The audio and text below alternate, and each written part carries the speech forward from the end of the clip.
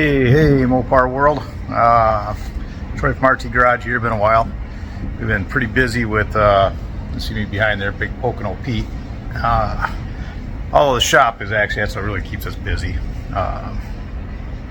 It's non-stop in the shop. So, got one thing I want to tell you guys out here, you know, for the people that are looking to get their cars restored.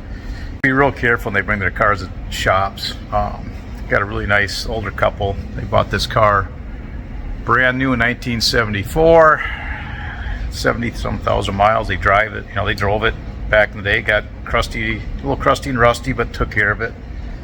Brought it to a shop to have it restored. Nice couple had this car. Brought it to a guy. The guy did okay on the body and paint work. It's not so bad. I mean, the paint work, it's a good car. You know, they did a lot of work to it. Body shop did. Unfortunately, the people they had reassembling the car, a course of 5 to 7 years, never finished the car, and it's pretty tough. I mean, every brake part was on backwards and upside down. I mean, shoes on wrong sides, wrong. I mean, automatic slack adjusters on the brake cables. They were put on the wrong way. Every part, the drive shaft had 4 different things wrong with the drive shaft when they installed the U-joints in it. And here's the one I'm going to show you, the big one here today. So, a customer stated to the shop before, I guess here I'm jumping a little bit. So what happened was the car never got finished, and it was sitting. So they reached out to us to see if we could get their car done. We're up to our eyeballs, can't really do much, but this is a pretty neat story. You know, I mean, they're in their 70s, and this was their baby and trying to get on the road. So we got it in, and kind of hoping it was not going to be this involved. Pretty much everything the other shop bolted onto it, we had to unbolt and fix.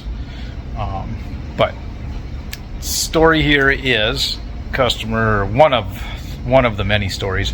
Customer told the other shop he was getting a little bit of a grind going into second gear, and so they said, don't worry, we'll put a new rebuilt transmission in it. Well, this is where this part of the story goes. This was the transmission. They said that was new and rebuilt, which it's not even close. Well, let's see if I can get you down in here. Flip you around, all around. I don't think get you focused in. Well, it's magnetic down there, but a lot of metal shavings down there, which tranny seems to be good. That's kind of common for that to collect down there. Big issue is I could see that they changed the tail shaft on it, changed the bearing retainer. We didn't know this because it was in the car. So, you know, as far as we knew, the tranny was supposed to be rebuilt and new in the car. So what we did is we filled up the transmission with gear oil to find out what was cooking, and of course it leaked right out. Leaked out of the bearing retainer up front is where it's leaking from. Well, they put the bearing retainer on with no gasket or no sealer either. That was an issue, so that's right away we had to pull the tranny out. Then we found, get you situated here,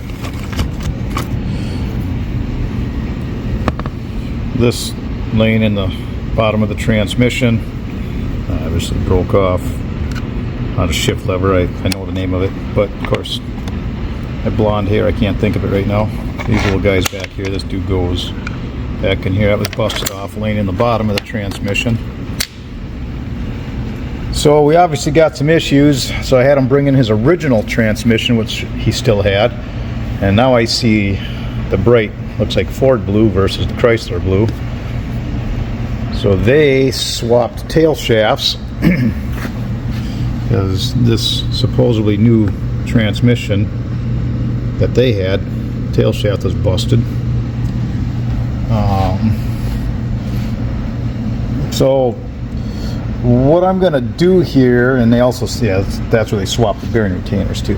So pulled one off, had the flip-flop bearing retainers, because This car has a small bearing retainer, and that transmission had a big bearing retainer. Not a big deal, you can switch those around. But you should at least put a new gasket in it, or at least put some sealer on it or something. Gonna try and basically try and get this transmission, see if we can make one good transmission out of both of these. So I think we should be able to. That's the story of the big 3-speed hillside Hemi. There'll be more to come on the car. It's just really, this is more about telling people to really beware. You know, I'll never say we're perfect. We try hard, been doing it a long time, so usually we can get stuff pretty dang good. Pretty darn good, dang good, I don't know. Been doing it a long time anyways. So we usually make stuff nice, and a lot of these shops think they can do it. And we get numerous cars in, done a lot of cars like this where they sat in other shops for years. But you got to also be patient. If you got a good shop you're working at, like, I mean, we've had cars here that have been here a long time as we're putting them together. You know, if you got a good shop and they're doing a good job with it, be patient with them and just try and get it done as long as they're doing a good job. So, you know, we've always told our customers, you know, we'll do your car, you got to be patient. We have cars there, a couple over there, this guy here,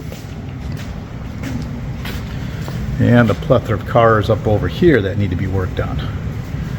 So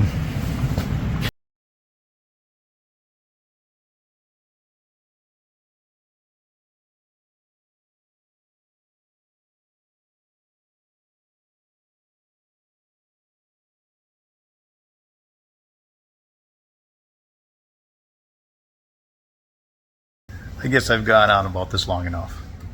So, moral of the story. I guess bring your car, for people that are going to get the car restored, look around at a couple different places. The guy that's going to do it the cheapest and the fastest isn't going to be the best one to go to usually. And the guys that want a whole bunch of money up front, probably not a good choice either. You know, I guess got to weigh that out too. That's always another factor. Just do your homework before you ever bring a car into a shop somewhere. You know, get a couple references if you can. I mean, our biggest deal here is trying to spin cars out fast, but there's unknowns. This Duster, same deal. You know, this should have been a pretty simple situation. You know, I mean, it was supposed to be pretty much ready, you know, just a few little things to do to it. And everything we've run into we've had to redo. So, out of our control, I don't know, blah, blah, blah, blah, blah. Like, subscribe, please. 10-4.